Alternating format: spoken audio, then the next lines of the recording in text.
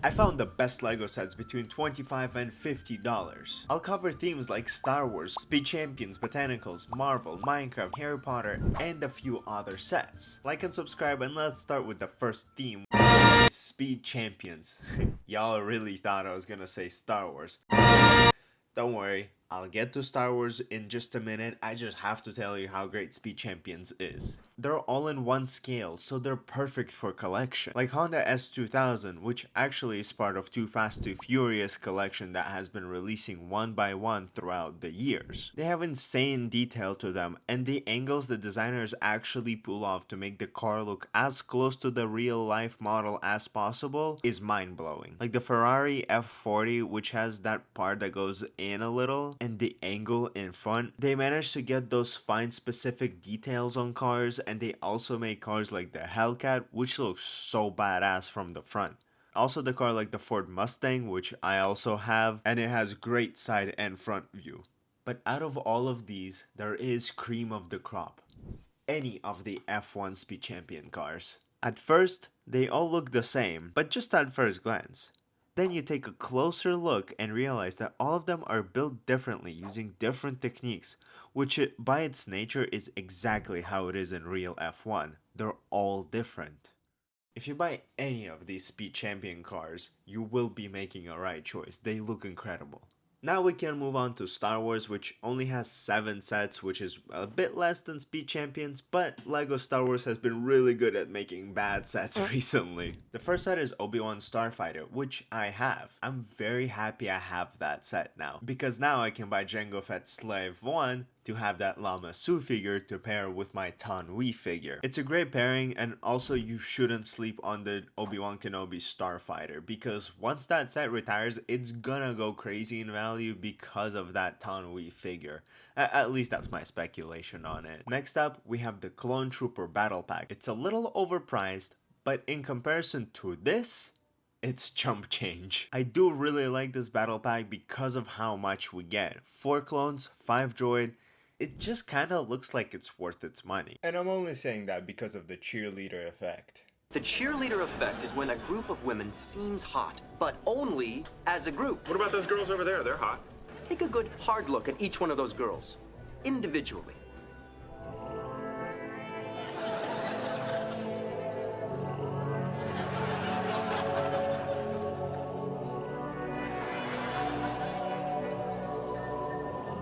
Anyways, the third set is Paz Vizsla versus Moff Gideon. Oh, yeah.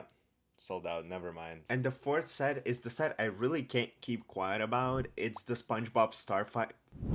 Excuse me, Jedi Bob Starfighter. It's just so cool. It has basic spring-loaded shooter, it has a little cargo area, and it has really cool engines. Engine start. LEGO really managed to build something awesome like this, but at the same time they have a set like this one. Make that make sense. The fifth set is this little battle pack. Well, it's $40, it's not really little, but it looks little. But it has 6 figures plus an anniversary figure, so 7 figures technically. I mean, I don't know if you want to count an Astromech as a minifigure, but let's just say 7 figures. Finally, the last set we have is Ahsoka's Jedi Interceptor.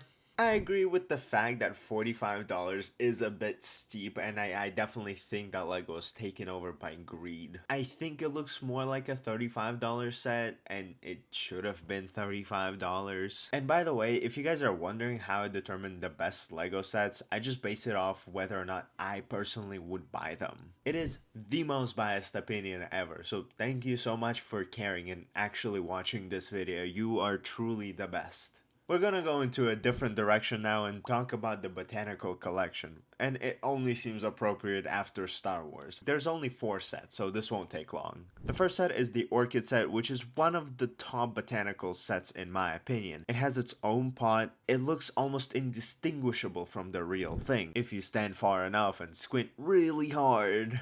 It is truly a perfect set, and it seamlessly blends into your house decor. And yes, there is also a mini orchid for $20, but I like the $50 version more, and we're only doing the best of the best here. The second botanical set is the Plum Blossom, which is really versatile flower set for $30. It's versatile because it fits the vibe of all the seasons. Maybe not so much summer, but if you have more botanical sets, this set blends in really well with those. Which brings me to the third set, which is the chrysanthemum.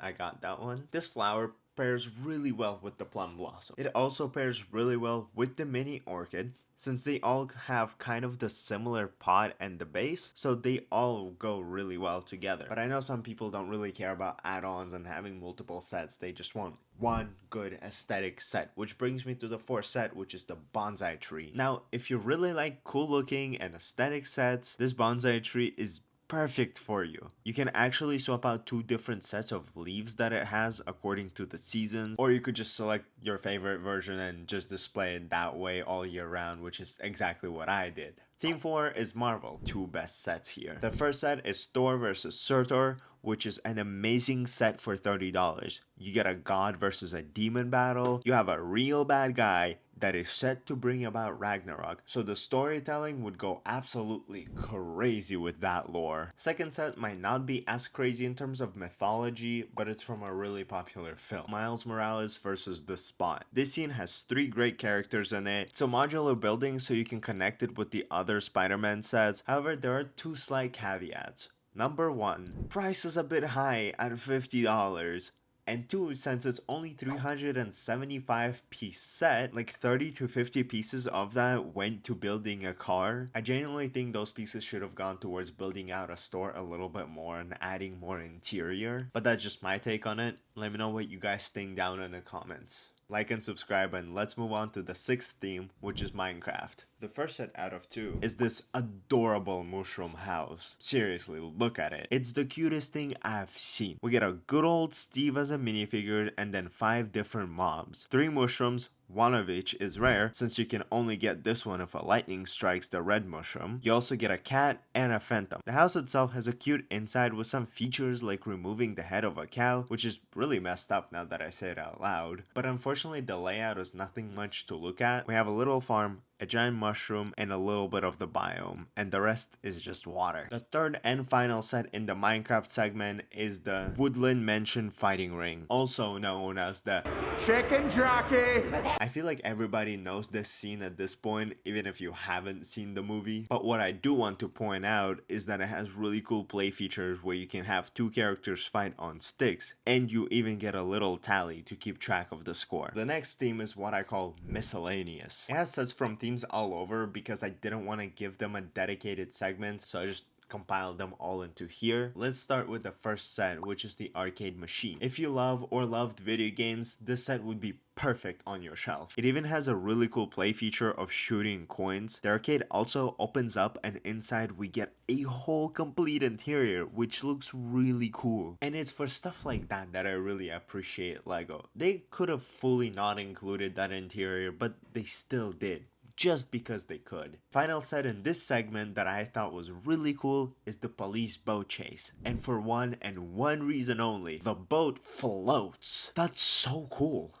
Yeah, that's about it, and that's the only reason why it's worth its money, in my opinion. So let's move on to the next theme, Harry Potter, with just 4 sets in here. First set is the Night Bus, which looks a little bit downscaled, but after thorough investigation, I realized that it's actually the same size it always has been. Actually, it might be a little bit longer. My favorite standout part in the set is the little chandelier, which honestly looks really good for its scale. The second set is the Potions Classroom, and I don't know what to say about this set. I'm not really a Lego Harry Potter fan. It does look really cool. You get some iconic characters like Hermione, Snape, and the guy who blew himself up. The set can also open up and close like a dollhouse, so you can have it on display or just like play around with. Similar thing here with the third set, which is the Herbology class. It looks great and could be a really good add-on to your Hogwarts collection, and I think if I'm not mistaken correctly, you can buy a bunch of these like Hogwarts sets and combine them into like a